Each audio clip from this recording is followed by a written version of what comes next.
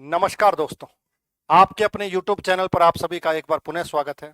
जैसा कि आप सभी को पता है, राजस्थान में एलडीसी एग्जाम्स होने जा रहा है। एक बहुत बड़ी भर्ती है। उसी भर्ती को ध्यान में रख करके हम एक एमसीक्यू सीरीज शुरू कर रहे हैं और जिसका टारगेट होगा एमसीक्यू के माध्यम से पूरी की पूरी राजस्थान की जीके को कंप्लीट करवाया जाए। टॉपिक वाइज उसको स्टार्ट करेंगे, एक क्लास होगी और एक उसका टॉपिक होगा और कम समय के अंदर अच्छे अच्छे क्वेश्चंस आपको दिए जाएंगे जिससे आप ज़्यादा से ज़्यादा इसकी प्रैक्टिस कर सको। तो स्टार्ट करते हैं राजस्थान की ज्योग्राफी से। और पहला जो टॉपिक है राजस्थान की ज्योग्राफी का, फिजिकल डिवीजन, भौतिक प्रदेश, उस पर हम बात करने जा रहे हैं। महत्वपूर्ण प्रश्नों पर चर्चा करेंगे, कम समय के अंदर रिवीजन क्लास के रूप में इसको देखें। तो स्टार्ट करते हैं आज की क्लास और देखिएगा इंपॉर्टेंट क्वेश्चंस। सबसे पहले बात करते हैं, पहला क्वेश्चन देखिएगा कि पहला क्वेश्चन क्या कह रहा है। पहला क्वेश्चन कह रहा है कि कथनों पर विचार करना है। निम्न कथन है, कथनों के ऊपर आपको क्या करना है, विचार करना है। कौन कौन से? अरावली मरुस्थल के पूर्ववर्ती विस्तार को रोकती है, यानी कि अरावली पर्वतमाला जो आपका मरुस्थल है उसके ईस्ट के भाग के अंदर मरुस्थल को रोकती है। दूसरा, राजस्थान की सभी नदियों का उद्गम अरावली से होता है। तीसरा, राजस्थान में वर्षा का वितरण प्रारूप अरावली से प्रभावित नहीं होता है। और फोर्थ, अरावली प्रदेश धात्विक खनिजों में समृद्ध है। चार क्वेश्चन है, मल्टीपल स्टेटमेंट वाले आपके एग्जाम में क्वेश्चन बहुत ज्यादा पूछे जा रहे हैं, उसी को ध्यान में रख करके क्वेश्चंस बनाए जा रहे हैं। तो अरावली मरुस्थल पूर्ववर्ती विस्तार को रोकती है, बिल्कुल। अरावली का कार्य ही है कि पूर्व के विस्तार को रोकना। किसके पूर्व के विस्तार को? मरुस्थल के विस्तार को, क्योंकि मरुस्थल का राजस्थान में पश्चिम में है। बिल्कुल, राजस्थान की स्थिति को आप देखें तो आपको चीजें और ज्यादा समझ में आ जाएंगी कि अरावली की लोकेशन क्या है। अरावली इस तरीके से है लोकेट, तो ये पश्चिम और ये पूर्व, तो और इधर सारे में डेजर्ट है, तो डेजर्ट के विस्तार को रोकती है, पहली बात सही। अरावली राजस्थान की सभी नदियों का उद्गम स्थल है, सभी नदियों का उद्गम स्थल नहीं होगा। अगर यहां पर शब्द आता अधिकांश तो हम बात कर सकते थे कि अधिकांश का, तो ये स्टेटमेंट गलत हो गई। तीसरी पढ़ते हैं, राजस्थान में वर्षा का वितरण प्रारूप अरावली से प्रभावित नहीं होता, प्रभावित होता है, प्रभावित होता है, उसको समझिएगा। क्यों? क्योंकि अरावली के ईस्ट में वर्षा ज्यादा होगी और अरावली के वेस्ट में वर्षा कम होगी। क्यों? क्योंकि अरावली अवरोध का काम करती है, बैरियर का काम करती है। तो ये स्टेटमेंट भी गलत हो गई। अगला है, अरावली प्रदेश धात्विक खनिजों में समृद्ध है। बिल्कुल, धातु के खनिज जितने भी हैं उनमें अरावली प्रदेश क्या है, अरावली में ज्यादा मिलते हैं। तो ये बात इनकी सही है। तो इसमें पूछा गया कि सही कथन बताना है, तो कथन 1 और 4 इसमें सही है, यानी कि डी ऑप्शन इस क्वेश्चन का क्या होगा, सही होगा। नेक्स्ट क्वेश्चन की बात करते हैं। नेक्स्ट क्वेश्चन देखिए, असत्य कथन को बताना है। समझिएगा चीज में को कि क्वेश्चन को पहले ढंग से पढ़े कि असत्य कथन को बताना है, पहली चीज समझ लें। दूसरी, अब क्वेश्चन को पढ़ते हैं। बोरांग दर्रा सिरोही के दक्षिण भाग में स्थित है जो आबू उदयपुर से जोड़ता है। आबू को उदयपुर से जोड़ता है बोरांग दर्रा, पहली बात। दूसरा, तारागढ़ पर्वत शिखर की ऊंचाई 873 मीटर है, दूसरा स्टेटमेंट। तीसरी, छप्पन का मैदान प्रतापगढ़ और चित्तौड़गढ़ जिलों के मध्य स्थित है, तीसरा। और फोर्थ, स्वरूप घाट मध्य अरावली का एक दर्रा है जो ब्यावर जिले में स्थित है। मल्टीपल स्टेटमेंट का फिर क्वेश्चन है और आपको यह बताना है कि गलत कौन सा है। तो स्टेटमेंट की बात करेंगे तो पहला पढ़ते हैं, बोरांग दर्रा सिरोही के दक्षिणी भाग में है और जो उदयपुर, आबू और उदयपुर को जोड़ता है। बिल्कुल, आबू और उदयपुर को ये जोड़ता है, ये स्टेटमेंट बिल्कुल सही है। दूसरा है, तारागढ़ पर्वत शिखर की ऊंचाई 873 मीटर। तारागढ़ अजमेर में है, मध्य अरावली का शिखर है तारागढ़, मध्य अरावली, तो ये ऊंचाई भी उसकी करेक्ट है। तो ये स्टेटमेंट भी इसका क्या होगा, सही होगा। छप्पन का मैदान प्रतापगढ़ और चित्तौड़गढ़ जिले के मध्य है। छप्पन का मैदान प्रतापगढ़ और बांसवाड़ा के मध्य है। माही का क्षेत्र किसका, माही का क्षेत्र है, तो ये स्टेटमेंट अपने आप में क्या हो गई, गलत हो गई।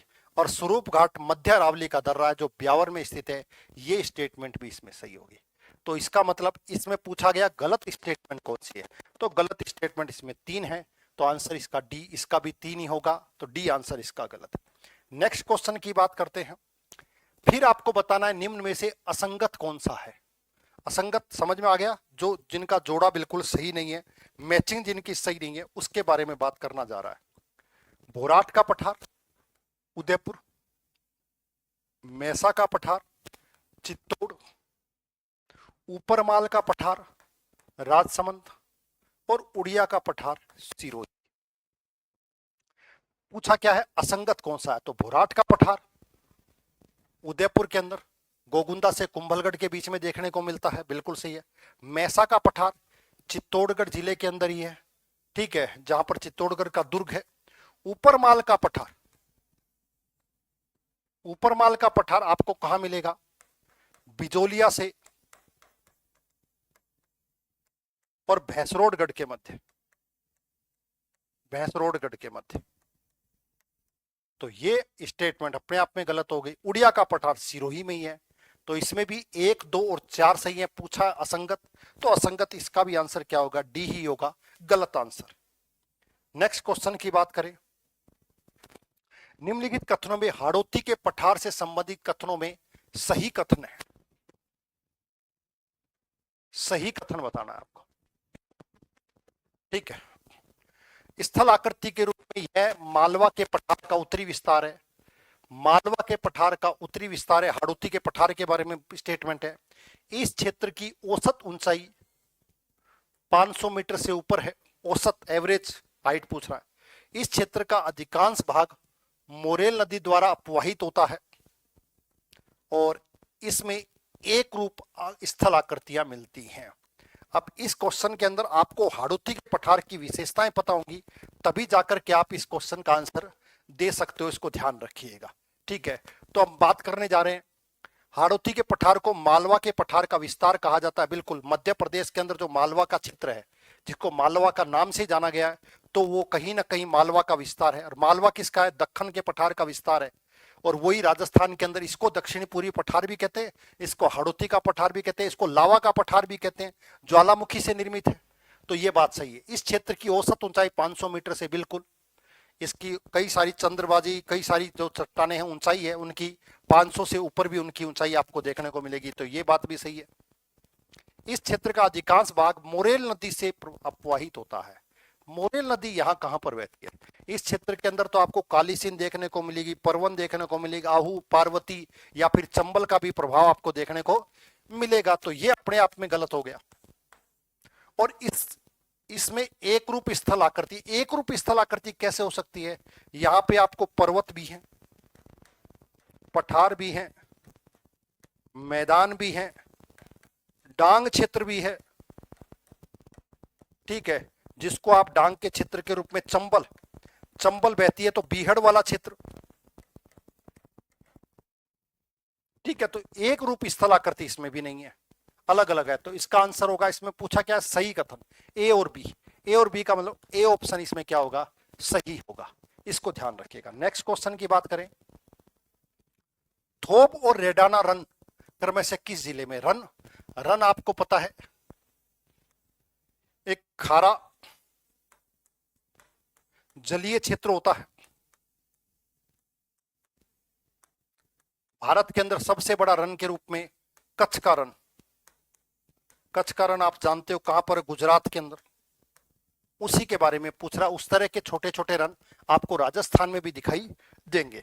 तो पूछा थोब और रेडाना कहां है, नागौर में, डीडवाना कुचामन में, फलोदी के अंदर, जैसलमेर में, जोधपुर के अंदर, फलोदी के अंदर, और बालोतरा और बाड़मेर में।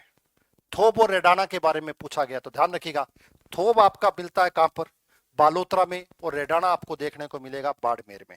तो आंसर क्या होगा इसका, 4 नंबर आंसर इसका क्या होगा, सही होगा। मल्टीपल स्टेटमेंट के सिंगल चॉइस वाले कथन कारण वाले क्वेश्चन आपको देखने को मिलेंगे, क्यों, क्योंकि आरपीएससी और अधीनस्थ बोर्ड लगातार इस तरह के क्वेश्चन ही पूछ रहा। तो ध्यान रखिएगा, नए तरह के क्वेश्चन हैं। राजस्थान के चारों भौतिक भागों का औसत ऊंचाई के आधार पर क्रम बताना है, औसत ऊंचाई के आधार पर इनका क्रम बताना है। कुछ क्वेश्चंस पीवाईक्यू भी आपको देखने को मिलेंगे और कुछ क्वेश्चंस नए क्रिएट भी आपको देखने को मिलेंगे, ध्यान रखिएगा, मिक्स कॉम्बो है ये। तो चारों भौतिक की औसत ऊंचाई के आधार पर, ऊंचाई किसकी ज्यादा होगी तो आपको अपने आप ही पता होना चाहिए। सबसे ऊंचा कौन होगा, पर्वत, पर्वत के बाद पठार, पठार के बाद मैदान, और मैदान के बाद ये इसका एवरेज है। तो आपको सिंपल सा पता लग जाएगा। तो आपको देखना है सबसे ऊंचा पर्वत होगा, तो पर्वत इसमें नहीं है, तो अरावली इसके अंदर दो का अरावली। अरावली के बाद पठार, पठार भी इसमें देखने को मिलेगा। पठार के बाद मैदान, मैदान भी यही है, और मरुस्थल भी यही है। तो इसका मतलब आंसर इसका 2 नंबर इसका आंसर सही होगा। पहला पर्वत, पर्वत के बाद पठार, पठार के बाद मैदान, मैदान के बाद मरुस्थल। इसी तरीके से आपको राजस्थान की स्थलाकृति दिखाई देगी। नेक्स्ट क्वेश्चन की बात करते हैं। निम्न में से कौन सा कथन राजस्थान के घग्गर के मैदान में सही नहीं है? घग्गर का मैदान आपको पता है, गंगानगर हनुमानगढ़ वाला क्षेत्र, जहां पर घग्गर नदी बहती है, जिसको हाकरा भी कहा जाता है, जिसका तल या पाट स्पष्ट दिखाई देता है, जिसे नाली भी कहा जाता है, उर्वरक क्षेत्र के रूप में जानी जाती है। कई सारी चीजें जिसके कारण से यहाँ पर सेम की समस्या भी आपको देखने को मिली है। तो देखते हैं इसके बारे में। घग्गर नदी के पाट को स्थानीय स्तर पर नाली कहा जाता है, पहली चीज। वर्तमान में यह मैदान सिंचित और उर्वरक है। राजस्थान का भौतिक भाग में अर्ध शुष्क मैदानी उपभाग के रूप में जाना जाता है। हनुमानगढ़ और गंगानगर जिलों का 1/3 क्षेत्र इस पर विस्तार है। और आपको बताना क्या इसमें सही कौन सा नहीं है, सही नहीं है ये बताना है, ध्यान रखिएगा। तो सिंपल सी बात है, घग्गर नदी के पाट को स्थानीय भाषा में नाली कहते हैं, बिल्कुल सही है। वर्तमान में यह मैदान सिंचित है, बिल्कुल आपको पता ही है, अन्न का कटोरा कहा जाता है गंगानगर को। हनुमानगढ़ के अंदर चावल आपको देखने को मिलता है, कपास उत्पादन देखने को मिलता है, तो ये बिल्कुल सही है। राजस्थान के भौतिक भाग के अंदर अर्ध शुष्क, देखिएगा एक है शुष्क और एक है अर्ध शुष्क। इस अर्ध शुष्क को फिर हम 4 भागों में बांटते हैं। उसमें एक है घग्गर का मैदान, शेखावटी प्रदेश, एक है नागौर उच्च भूमि और एक है गोडवाड़ क्षेत्र। तो इसने क्या पूछा है, राजस्थान के भौतिक विभाग के अर्ध शुष्क मैदानी उपभाग आता है, बिल्कुल। और जो अर्ध शुष्क उपभाग है 4, उनमें से घग्गर आता है, ये बात भी सही है। हनुमानगढ़ और गंगानगर जिलों में 1/3 क्षेत्र पर इसका प्रभाव विस्तार है, ये गलत बात है। 1/3 क्षेत्र तो बहुत बड़ा क्षेत्र हो जाता है, समझ में आ गई बात, ध्यान रखिएगा। तो ये अपने आप में स्टेटमेंट इसकी गलत है। तो 1, 2 और 3, अच्छा इसमें पूछा है कि सही नहीं है, तो सही तो 4 नहीं है, तो ए ऑप्शन इसका सही है। 4 नंबर इसका आंसर गलत होगा, ध्यान रखिएगा। नेक्स्ट, निम्न में से राजस्थान के अरावली के संबंध में कथनों को छांटिए। अरावली के संबंध में बताना है, क्या बताना है?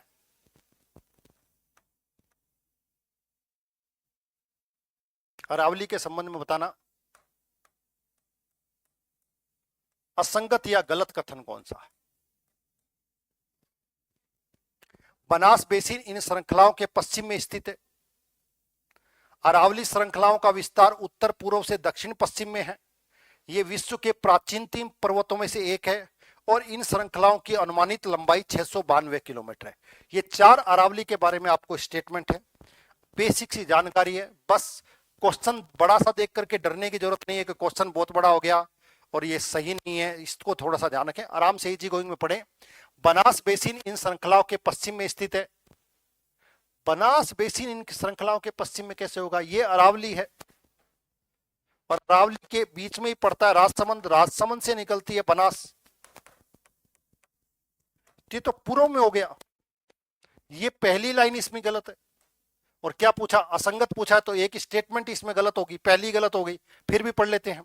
अरावली श्रृंखलाओं का विस्तार उत्तर पूर्व से दक्षिण पश्चिम में, बिल्कुल उत्तर पूर्व से दक्षिण पश्चिम। कुछ स्टूडेंट ऐसे मत समझ लेना कि दक्षिण पश्चिम से उत्तर पूर्व, उन्होंने कहा कि प्रारंभ नहीं पूछा गया, उसने कहा विस्तार कहां से कहां तक है, तो उत्तर पूर्व से दक्षिण पश्चिम। ये पूछते अरावली का विस्तार उद्गम से, तो उद्गम से बात करते तो दक्षिण पश्चिम से उत्तर पूर्व की तरफ होता, ध्यान रखिएगा।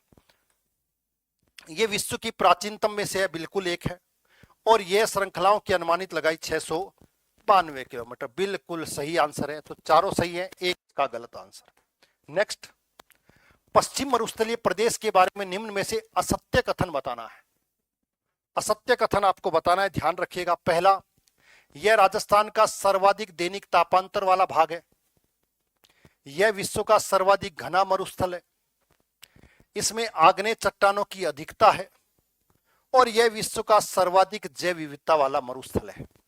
4 स्टेटमेंट दे रखी है और आपसे ये पूछा गया है कि इसमें गलत स्टेटमेंट कौन सी है, रॉन्ग स्टेटमेंट पूछी है। तो इसका मतलब देखते हैं कौन कौन सी बात करते हैं। यह राजस्थान का सर्वाधिक दैनिक तापांतर वाला, बिल्कुल दैनिक तापांतर, तापांतर का मतलब समझिए ताप में अंतर। क्यों? क्योंकि जैसे जैसलमेर की बात करेंगे तो जैसलमेर के अंदर दिन के अंदर तापमान 50 तक जाएगा और शाम को वही क्या हो जाएगा, 20-22 हो जाएगा। तो इसका मतलब इनके बीच में आपको 30 तक का सेंटीग्रेड तक टेम्परेचर का अंतर देखने को मिलेगा। इसे ही तापांतर कहते हैं, दिन और रात के ताप में बहुत ज्यादा अंतर। तो ये बात इसकी सही है। यह विश्व का सर्वाधिक, सबसे ज्यादा लोग जनसंख्या यहां पर निवास करती है, सबसे ज्यादा डेंसिटी है पॉपुलेशन की, ये बात अपने आप में सही है। इसमें आग्नेय चट्टान की अधिकता, आग्नेय चट्टान की अधिकता नहीं है, इसमें अवसादी चट्टानों की अधिकता है।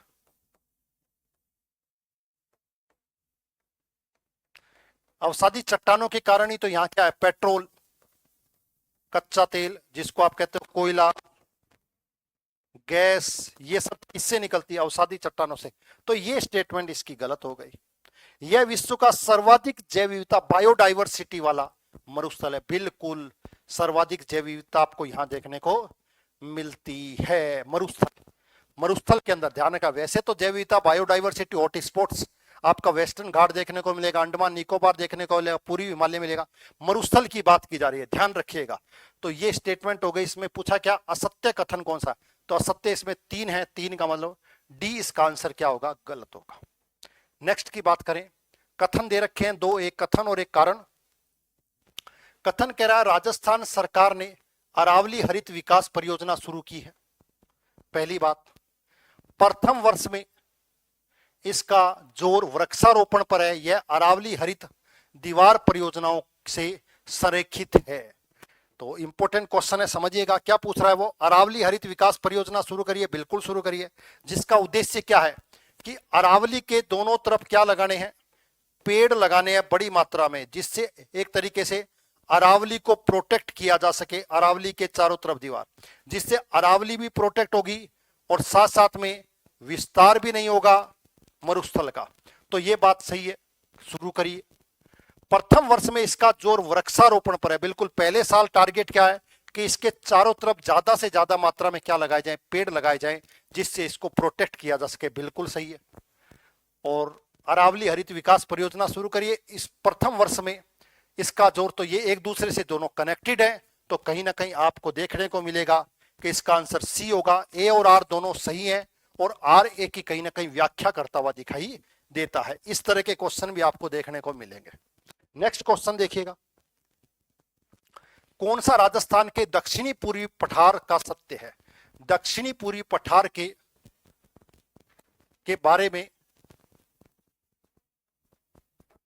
बारे में सत्य है, यानी कि सही कथन कौन सा है। बात करें पहली, यह मालवा के पठार का विस्तार है, हम ही पिछला क्वेश्चन देखा हमने, तो यह स्टेटमेंट तो अपने आप में सही है। यह हाड़ौती के पठार के नाम से भी जाना जाता है, बिल्कुल दक्षिणी पूर्व में है तो दक्षिणी पूर्व, हाड़ौती हाड़ा प्रदेश के नाम से जाना जाता है तो हाड़ौती हो गया। मालवा का विस्तार है तो यह बात भी सही है। इस प्रदेश की औसत ऊंचाई 3000 मीटर है, अभी हमने पढ़ा था इसकी औसत ऊंचाई 500 मीटर की हमने अभी बात करी है पिछले क्वेश्चन में, तो ये अपने आप में गलत हो गया। मुकुंदरा की पहाड़ी इसी प्रदेश का भाग है, बिल्कुल। मुकुंदरा आपको पता ही है, कोटा और झालावाड़ की सीमा पर, कोटा में ज्यादा विस्तार। मुकुंदरा की पहाड़ियां, मुकुंदरा हिल्स, मुकुंदरा दर्रा, मुकुंद सिंह, अमलीबिनी का महल, ये सब कहीं ना कहीं जुड़ते हैं इससे। तो ए बी और डी, तो इसमें 3 है, सत्य पूछा है तो 3 नंबर का आंसर इसका क्या होगा, सही होगा। नेक्स्ट क्वेश्चन की बात करें, राजस्थान के चारों भौतिक प्रदेशों का निर्माण के अनुसार बनने का क्रम है। निर्माण के अनुसार बताना है। पहले हमने क्या पूछा था, ऊंचाई के आधार पर, और अब हमने पूछा निर्माण के आधार पर। तो निर्माण भी वैसे ही हुआ होगा जैसे आपको याद है, जैसे अपने ने देखा था विस्तार, ऊंचाई देखी थी, सेम वैसे का वैसा ही है कि सबसे पहले निर्माण किसका होगा, पर्वत का, क्योंकि हम कहते हैं अरावली सबसे प्राचीनतम, फिर उसके बाद पठार का, उसके बाद मैदान का, और मैदान के बाद मरुस्थल का। मरुस्थल सबसे नया है राजस्थान में और अरावली राजस्थान में सबसे प्राचीन है। भारत के परिप्रेक्ष्य में देखेंगे तो नए के रूप में आप हिमालय को भी देखते हो, इसको भी रखिएगा। लेकिन राजस्थान के परिप्रेक्ष्य में हम बात कर रहे हैं तो सिंपल सी बात है, सबसे बनने का क्रम तो सबसे पहले क्या बना, पर्वतीय प्रदेश बना, तो ये अरावली पर्वतीय प्रदेश। उसके बाद मैदान बना, ये गलत हो गया, मैदान नहीं है। तीसरा अरावली पर्वतीय प्रदेश, फिर पठार बना, बिल्कुल सही है। उसके बाद पश्चिम मरुस्थल प्रदेश, ये भी गलत हो गया। अरावली पर्वतीय प्रदेश, पठारी प्रदेश, मैदानी प्रदेश और मरुस्थली प्रदेश, ये वाला इसमें बात सही है, बाकी सब इसमें क्या हो गए, गलत हो गए। समझ में आ गया। तो इस तरह के क्वेश्चंस आपको याद रखने हैं, एग्जाम्स में पूछे जा सकते। निम्नलिखित कथनों पर विचार कीजिए और आपको गलत कथन बताना है। अरावली मरुस्थल के पूर्वी विस्तार को रोकता है, उसी तरह का क्वेश्चन है लेकिन कुछ चीजें बदली हुई है, ध्यान रखिएगा। अरावली मरुस्थल के विस्तार को रोकता है, बिल्कुल रोकता है साहब। अरावली क्षेत्र खनिजों से समृद्ध है, बिल्कुल। और राजस्थान उसमें सबसे महत्वपूर्ण है पूरे भारत में। राजस्थान को खनिजों का अजायब घर कहा जाता है। अधात्विक खनिजों में तो नंबर 1 पर जाना जाता है, ठीक है। दोहन के मामले में जरूर इसका नंबर बाद में, लेकिन संग्रहालय के बाद में जमीन के अंदर इसकी मात्राएं बहुत ज्यादा है। अरावली में वर्षा का वितरण प्रारूप अरावली से प्रभावित नहीं होता है, तो वर्षा का वितरण अरावली से प्रभावित होता है, बिल्कुल होता है। अपने ने पिछले क्वेश्चन में देखा था। क्यों, अरावली के पूर्व में सर्वाधिक होती है और अरावली के पश्चिम में मिनिमम होती है, यहां पर मैक्सिमम। इधर आने वाला मानसून है उसके लिए अवरोध का काम करती है और इधर से आने वाले मानसून के लिए पैरेलल काम करती है। तो अरावली तो महान विभाजक, जल विभाजक के रूप में जाना ही जाता है, तो ये अपने आप में क्या हो गया, गलत हो गया। राजस्थान में अधिकांश नदियों का उद्गम स्थल, अधिकांश आ गया। पिछले क्वेश्चन में अपने ने पढ़ा था सभी, तो हमने उसको गलत कर दिया था। अधिकांश है तो ये बिल्कुल सही है कि अधिकांश का मामला यहां पर आपको देखने को मिलेगा। तो पूछा गया गलत कथन कौन सा है, तो गलत कथन कौन सा है, 3 नंबर इसका आंसर क्या होगा, गलत होगा। नेक्स्ट क्वेश्चन की बात करते हैं। भू आकृतियों के बारे में पूछा है और कहा है कि कौन कौन से कथन उपयुक्त हैं। उपयुक्त का मतलब कौन कौन से कथन इसमें सही है। दक्षिणी पूर्वी राजस्थान की भू आकृति पठार और ऊपरमाल के नाम से भी जानी जाती है। दक्षिणी पूर्वी राजस्थान की भू आकृति पठार और ऊपरमाल के नाम से भी जानी जाती है। कोटा, बूंदी, बारा, झालावाड़ जिले हाड़ौती अंचल के भाग हैं। करौली और सवाई माधोपुर विंध्यन के भाग माने जाते हैं और डूंगरपुर और बांसवाड़ा बनास नदी बेसिन के भाग हैं। अब पूछा क्या इसमें पूछा है सही कौन कौन सा है। तो दक्षिणी पूर्वी राजस्थान की भू आकृति में पठार भी देखने को मिलेगा, बिल्कुल ऊपरमाल के नाम से जिसको जाना जाता है, बात बिल्कुल सही है। कोटा, बूंदी, बारा, झालावाड़ को हाड़ौती, ये भी सही है। करौली और सवाई माधोपुर, करौली का जो सवाई माधोपुर का जो जिसको आप कहते हो जो दुर्ग है, ठीक है, रणथंबोर का दुर्ग तो कहा ही जाता है। अरावली और विंध्याचल दोनों की श्रृंखलाओं के ऊपर बना हुआ है, तो बात बिल्कुल सही है। डूंगरपुर और बांसवाड़ा बनास नदी बेसिन, डूंगरपुर और बांसवाड़े में माही नदी बहती है, तो माही बेसिन अगर होता तो बात सही होती। इसने पूछा क्या है, बनास नदी नहीं है, तो ये स्टेटमेंट इसमें गलत हो गई। तो इसने पूछा क्या है उपयुक्त कौन कौन से, तो एबीसी 1 नंबर का इसका आंसर क्या होगा, सही होगा।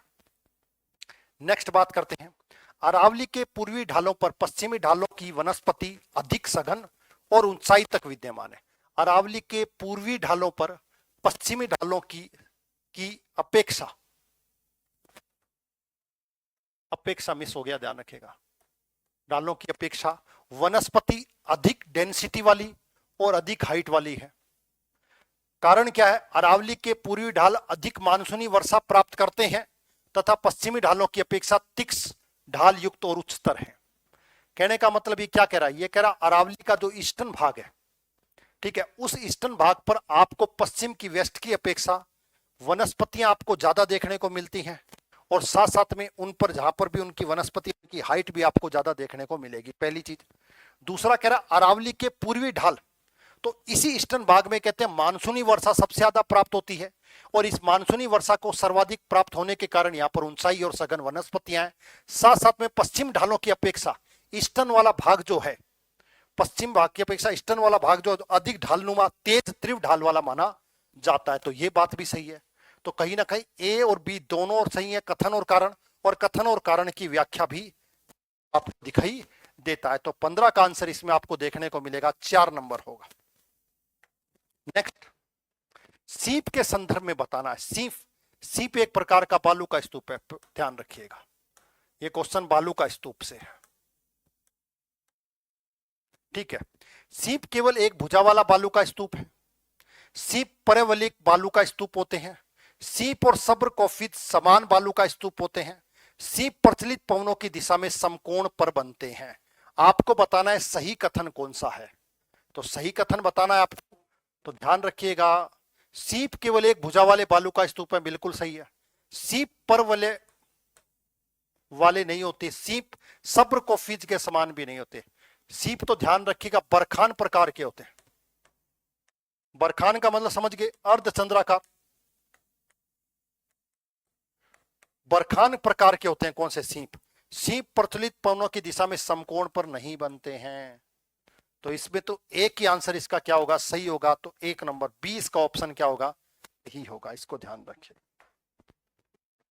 निम्न में से असुमेलित को छांटना है। मैचिंग वाला क्वेश्चन है। कथन और कारण वाले, मल्टीपल स्टेटमेंट वाले और मैचिंग वाले, 3 टाइप के क्वेश्चन ही मैं ज्यादातर लेकर के आया हूं, क्योंकि इसी तरह के क्वेश्चन आपके एग्जाम्स में बार बार पूछे जाते हैं। तो ध्यान रखिएगा।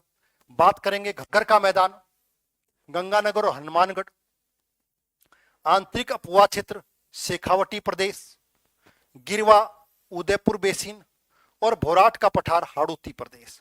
पूछा क्या इसमें, असुमेलित बताना है। तो असुमेलित तो सिंपल सी बात है, असुमेलित कौन सा है? घग्गर का मैदान, गंगानगर, हनुमानगढ़, बिल्कुल सही है। आंतरिक प्रवाह का क्षेत्र, बिल्कुल कांतली नदी।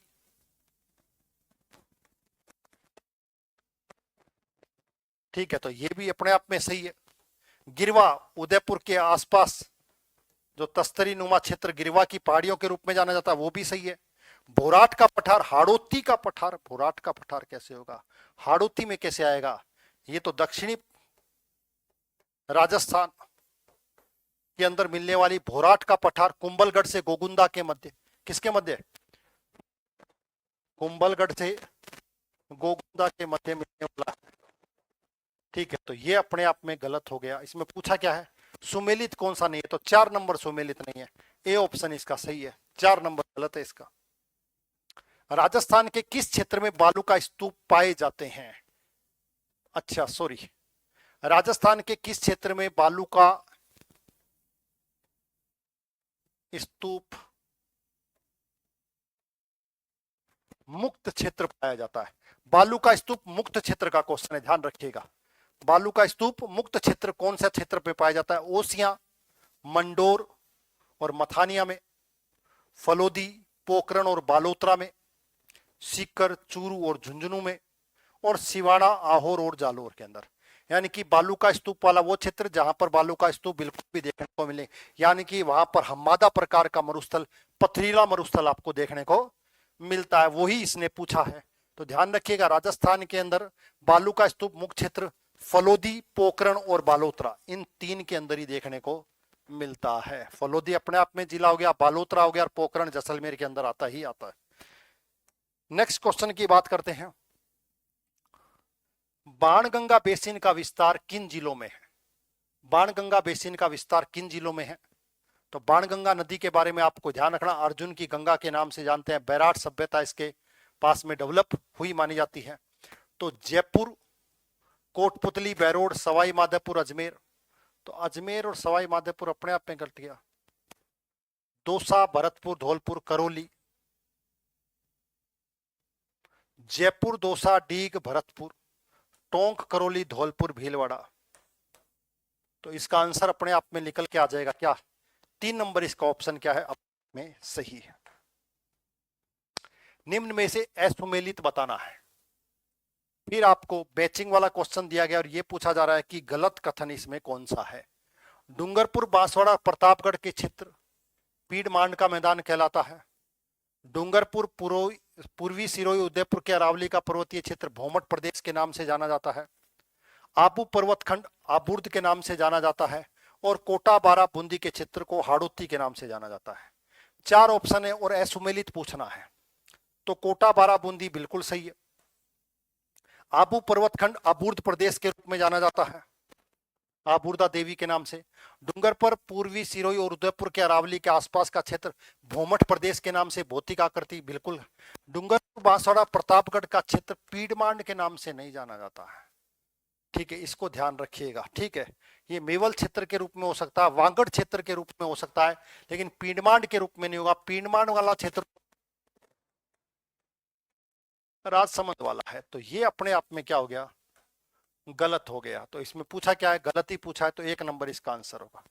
नेक्स्ट, सही कथनों पर चयन किए गए कूट को कीजिएगा। सही कथनों का चयन करना है। नाग पहाड़ मध्य अरावली का सर्वोच्च शिखर है। सिसुरा और पखेरिया अरावली के दर्रे हैं। छप्पन का मैदान प्रतापगढ़ और बांसवाड़ा जिलों के मध्य स्थित है। लसाड़िया का पठार जयसमंद झील के पूर्व में स्थित है। मल्टीपल स्टेटमेंट के क्वेश्चन है और पूछा गया कौन कौन सी स्टेटमेंट इसमें सही है। तो देखिएगा, लसाड़िया का पठार जयसमंद झील के पूर्व में स्थित है, ये बिल्कुल सही है। लसाड़िया का पठार आज की तारीख में सलूम्बर में चला गया है, इसको भी याद रखिएगा। ठीक है, छप्पन का मैदान प्रतापगढ़ और बांसवाड़ा, बिल्कुल ये छप्पन का मैदान, ये माही नदी, ये छप्पन का मैदान। प्रतापगढ़ इधर, बांसवाड़ा इधर, डूंगरपुर इधर, उदयपुर इधर, सलूम्बर। ठीक है, तो ये भी बात सही है। सिसुरा और पखेरिया अरावली के दर्रे हैं, बिल्कुल मध्य अरावली के अंदर आपको देखने को मिलेंगे। अरावली में आपको देखने को मिलेंगे अजमेर, ब्यावर, पाली, राजसमंद वाले क्षेत्र में। नाग पहाड़ मध्य अरावली का सर्वोच्च शिखर है। नाग पहाड़ मध्य अरावली में तो है, लेकिन सर्वोच्च शिखर नहीं है। मध्य अरावली का शिखर या गोरम जी के नाम से जिसको जाना जाता है, वो सबसे ऊंचा शिखर है। ये अपने आप में गलत स्टेटमेंट है। तो पूछा क्या, इसमें सही बताना है, तो बैस है और दे, बैस है और दे। 2 नंबर आंसर इसका क्या होगा, सही होगा। तो इस तरह के क्वेश्चन भी आपके एग्जाम्स में पूछे जा सकते हैं, ध्यान रखिएगा। नेक्स्ट, हाड़ौती के पठार के डग गगधार उच्च भूमि के संबंध में। फिर हाड़ौती का पठार से क्वेश्चन आया और अब की बार एक नई चीज पूछी है उसने, कौन सी, डग गगधार के बारे में पूछा गया है। ठीक है, निम्नलिखित कथनों में सही नहीं है। निम्नलिखित में कौन सा कथन सही नहीं है, इसको ध्यान रखिएगा। सही नहीं पूछा है, ध्यान रखिएगा। यह हाड़ौती के पठार की सबसे छोटी भूआकृति इकाई है, यानी कि हाड़ौती का जो पठार है उसकी सबसे कम फैलाव वाली ये मानी गई है। यह हाड़ौती के पठार के दक्षिण पश्चिमी भाग में अवस्थित है। हाड़ौती का जो पठार है उसके खुद के दक्षिण पश्चिम में स्थित है। यह उच्च भूमि 450 मीटर तक ऊंची है और चंबल नदी इसकी दक्षिणी पूर्वी सीमा बनाती है, चंबल नदी। तो ये क्वेश्चंस है। इस तरह के क्वेश्चन आपको बड़े जबरदस्त एग्जाम में देखने को मिलेंगे और स्टूडेंट कहीं ना कहीं कंफ्यूज होता है इन क्वेश्चनों को देख के। तो याद रखिएगा हमेशा, किसी ने कही यह हाड़ौती के पठार की सबसे छोटी भूआकृति है, बिल्कुल सही है। हाड़ौती के पठार के दक्षिण पश्चिम भाग में स्थित है। जब हाड़ौती के पठार के दक्षिण पश्चिमी भाग में स्थित है और यहां क्या कह रहे हैं हम, चंबल नदी इसके दक्षिणी पूर्वी सीमा बनाती है। दक्षिणी पूर्वी सीमा कैसे बनाएगी, दक्षिणी पश्चिमी सीमा बनाएगी, इसकी क्या बनाएगी, दक्षिणी पश्चिमी सीमा बनाएगी। तो ये अपने आप में क्या हो गया, गलत हो गया। दक्षिणी पश्चिमी सीमा बना रही है, पूर्वी सीमा नहीं। इसके अंदर से आंसर निकल जाता अपने आप, अगर ढंग से इसको पढ़ते तो यही निकल जाता। दक्षिणी पूर्वी पठार के बारे में फिर एक क्वेश्चन है। इसे हाड़ौती के पठार के रूप में जाना जाता है, बिल्कुल सही है। यह बारा, बूंदी और कोटा जिले में फैला हुआ है, यह भी सही है। चंबल इस क्षेत्र की मुख्य नदी है, बिल्कुल। उस समय हमने उस क्वेश्चन में पढ़ा था मोरेल और हमने उसको गलत कहा था, बिल्कुल सही है। चूलिया जलप्रपात भी यहां स्थित है। चूलिया जलप्रपात चंबल नदी पर, चंबल पर चूलिया जलप्रपात मिलेगा। यह छप्पन के मैदान के नाम से भी जाना जाता है। ये स्टेटमेंट से तो छप्पन के मैदान के नाम से तो नहीं जाना जाता, क्योंकि छप्पन के मैदान से माही प्रदेश है, कौन सा, माही नदी का जो प्रवाह क्षेत्र है, जिसमें क्या आता है, प्रतापगढ़ और बांसवाड़ा वाला क्षेत्र आता है। और प्रतापगढ़ और बांसवाड़ा हाड़ौती के या दक्षिणी पूर्वी पठार के क्षेत्र में शामिल नहीं है। तो इसमें होगा A B C D, A B C और डी। 3 नंबर इसका आंसर क्या होगा, सही होगा। ये आंसर इसका गलत हो जाएगा, ध्यान रखिएगा। नेक्स्ट क्वेश्चन की बात करें, शेखावटी प्रदेश के संदर्भ में कौन सा कथन सही नहीं है। हमेशा ध्यान रखें, क्वेश्चन को पढ़ते वक्त ये ध्यान रखें कि कौन सा सही है और कौन सा सही नहीं है, इसको ध्यान रखना है आपको, ठीक है। इसके अंतर्गत झुंझुनू, सीकर, चूरू जिले, नागौर जिले का उत्तरी भाग सम्मिलित है, बिल्कुल सही बात है। ये तीन तो शेखावटी में वैसे ही माने जाते हैं, और साथ साथ में नागौर का उत्तर वाला भाग, क्योंकि उत्तर के अंदर ही है सारे जिले, तो बिल्कुल सही बात है। यहां लवणीय गर्त रन नहीं पाए जाते, अरे रन तो यहां बहुत पाए जाते हैं, यहां पर खारी जिले बहुत मिलती हैं, खारी जिले तो बहुत ज्यादा मिलती हैं, ये अपने आप में गलत हो गया। यह मध्यम और निम्न ऊंचाई के बालू का स्तूपों से युक्त है, बिल्कुल यहां बालू का स्तूप मिलेंगे। और इस प्रदेश में अंतर्देशीय जल प्रवाह पाया जाता, बिल्कुल अंतर्देशीय इंटरनल क्षेत्र के अंदर जल प्रवाह के रूप में आंतरिक प्रवाह की नदियां यहां देखने को मिलती हैं। तो पूछा क्या इसमें सही नहीं है, तो सही नहीं है, तो 2 नंबर इसका अपने आप में क्या होगा, गलत होगा। 25 नंबर क्वेश्चन फिर देखिएगा, इस विचार करना है आपको। लूनी बेसिन और शेखावटी प्रदेश राजस्थान बांगर के उपभाग हैं, उपभाग है। घग्गर का मैदान अधिकांश से हनुमानगढ़ और गंगानगर जिलों में फैला हुआ है। नागौर उच्चभूमि लवणीय झीलें और आंतरिक जल प्रवाह है, पिछले क्वेश्चन में देखा आपने। अरावली श्रेणियां सभी प्रकार के खनिजों से समृद्ध है। पूछा क्या इसमें, कथन बताने कौन कौन से सही उत्तर का चयन करना है। तो देखिएगा, लूनी बेसिन और शेखावटी प्रदेश राजस्थान बांगर, बिल्कुल राजस्थान बांगर है, जिसे अर्ध शुष्क प्रदेश के नाम से भी जाना जाता है। मैंने कहा था ये 4 भागों में बटा हुआ था, तो ये बात बिल्कुल सही। लूनी बेसिन का क्षेत्र जिसे गोडवाड़ प्रदेश के रूप में भी जानते हैं, शेखावटी, घग्गर का मैदान नागौर उच्च भूमि के रूप में, तो ये बात सही है। घग्गर का मैदान अधिकांश से हनुमानगढ़ और फिर उसके बाद गंगानगर जिले, बिल्कुल 2 ही जिले हैं जिसमें मुख्यतः गंगा हनुमानगढ़ है। नागौर उच्च भूमि बिल्कुल इसी का भाग है, जहां पर झीलें भी मिलेंगी और आंतरिक प्रवाह भी मिलेगा, बिल्कुल मिलेगा। अरावली श्रेणियां सभी प्रकार के खनिजों से, सभी प्रकार के खनिजों से समृद्ध कहां से है, अरावली। आपको पता ही है कि अधात्विक, कौन से अधात्विक जो खनिज है, धात्विक खनिजों से समृद्ध है, अधात्विक खनिजों से समृद्ध नहीं है, पश्चिमी राजस्थान में मिलते हैं। तो सभी जहां आ जाएगा वो अपने आप में गलत हो गया। पूछा क्या इसमें सही बताना है, तो ए, बे और से, ए, बे और से, 4 नंबर इसका ऑप्शन क्या होगा, सही होगा। नेक्स्ट क्वेश्चन की बात करें, निम्न में से कौन सा कथन हड़ौती पठार के संदर्भ में सही है, शायद सही यही पूछा गया है, ठीक है। ध्यान रखिएगा, हाड़ौती के पठार से ज्यादा क्वेश्चन बन रहे हैं एग्जाम में, इसलिए बार बार ये क्वेश्चन है और अलग अलग तरीके से है। यह मालवा के पठार का विस्तार है, ये लाइन तो हमने सब में पढ़ ली। यह पठार की औसत ऊंचाई 600 मीटर है, हमने पढ़ा था औसत ऊंचाई 500 मीटर है, तो यह अपने आप में गलत हो गया। पहली बात, यह पठार सर्वत्र धरातलीय एक रूपता नहीं रखता, बिल्कुल एक रूपता नहीं रखता। यहाँ पर अलग अलग तरह की स्थलाकृतियां देखने को मिलती हैं, जैसे हमने पढ़ा था डग गगधार, कौन सा डग गगधार भी पढ़ा था, इसको भी ध्यान रखिएगा। ये भी कहा है झालावाड़ के अंदर, यहाँ पर एक गुफाएं मिलती हैं जिसको कोलवी, ये भी याद रखिएगा, कोलवी की गुफाएं हैं यहाँ पर, और जिन्हें राजस्थान का अजंता अलोरा कहा जाता है, ये भी रिलेटेड है, इसलिए राजस्थान का अजंता अलोरा कहा जाता है। कोटा, बूंदी, बारां, झालावाड़ जिलों में इस पठार का विस्तार है, ये बात भी सही है। तो इसका मतलब ये स्टेटमेंट इसकी क्या है, गलत स्टेटमेंट है, इसको ध्यान रखिएगा। लास्ट क्वेश्चन, अंतिम क्वेश्चन देखिएगा, सही कथन है, सही कथन बताना है।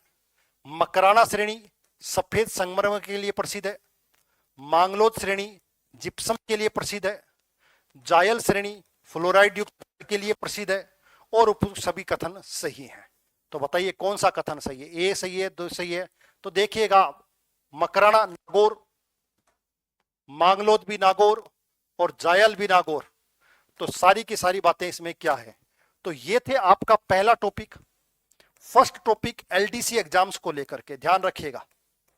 और एक चीज ध्यान रखिएगा, मैं बीच बीच में लगातार क्लासें नहीं ले पाया था, बीच बीच में काफी समय के बाद क्लास वापस शुरू कर रहा हूं। कुछ कार्य हो गए थे, ऐसी अर्जेंसी हो गई थी, लंबे समय तक मैं दूर रहा, लेकिन आपसे मैंने टारगेट किया है कि आपके एलडीसी एग्जाम्स तक एलडीसी एग्जाम जो कि आपके जुलाई में होने जा रहा है, उस एग्जाम तक डेली आपकी कंटिन्यूअस एक क्लास आपको देखने को मिलेगी, 1 क्लास, और वो क्लास एमसीक्यू बेस्ड होगी। और उस एमसीक्यू बेस्ड के माध्यम से हम कंप्लीट राजस्थान जीके, साथ साथ में पॉलिटी वाला, और साथ साथ में 6 महीने के करंट, इन 3 टॉपिकों को हम कंप्लीट करने जा रहे हैं एलडीसी एग्जाम्स तक। ध्यान रखिएगा, ठीक है। तो आप इससे जुड़िए और मुझे सपोर्ट कीजिए, जिससे मैं लगातार आपके लिए कंटिन्यू इस तरह की क्लासें बना सकूं। आगे से क्लासें कंटिन्यू रहेंगी।